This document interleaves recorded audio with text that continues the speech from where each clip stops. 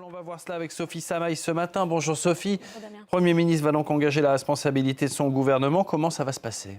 Alors il faut savoir Damien que ça risque d'être un peu long, même si on a une bonne idée du déroulé de la journée. Donc comme vous l'avez dit, le Premier ministre est attendu à 15h à l'Assemblée nationale pour prendre la parole à la tribune.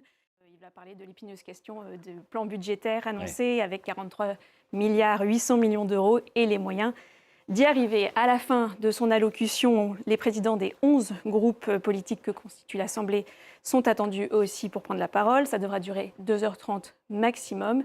Puis le Premier ministre pourra leur répondre à sa guise. Ensuite, seulement le vote. La séance sera alors suspendue pour 30 minutes et les députés se rendront donc dans des salles avoisinantes à l'hémicycle pour voter, même si le détail du scrutin sera rendu public assez rapidement. On saura rapidement qui a voté la confiance ou non. Ouais. Mais les résultats définitifs, eux, ne seront connus que vers 19h, 20h si c'est un peu long.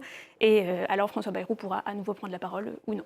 Ça promet une longue séquence. Ce vote de confiance, Sophie, c'est un mode de scrutin particulier, en tout cas différent de ce à quoi on a été habitué par les motions de censure, par exemple. Exactement, et c'est là que François Bayrou prend un risque, parce que contrairement à la motion de censure qu'on connaît bien, et que François Bayrou d'ailleurs a déjà expérimenté à plusieurs reprises et auquel il a survécu, le vote de confiance ne requiert pas la majorité absolue des députés, mais seulement la majorité des suffrages exprimés. Ouais. Donc il ne pourra pas être sauvé par un député absent ou par une abstention, par exemple, puisque les députés auront 3 choix, voter pour ou contre la confiance ou l'abstention.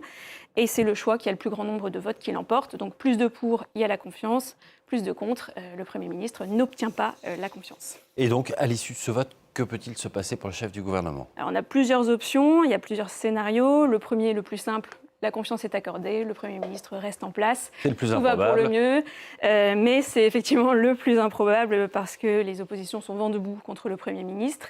Le scénario qui se dessine davantage, c'est la perte de la confiance. Le Premier ministre devra alors obligatoirement annoncer la démission de son gouvernement en invoquant l'article 50 de la Constitution. Il deviendrait d'ailleurs le premier chef du gouvernement à perdre la confiance de son gouvernement. Ça n'est jamais arrivé sous la Ve République.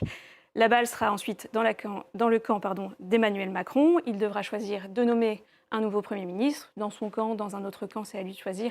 Mais on peut déjà penser que ce sera compliqué puisqu'il n'y a pas de majorité à l'Assemblée nationale actuellement. Donc quoi qu'il arrive, les questions actuelles resteront compliquées pour le Premier ministre. Autre éventualité, le statu quo.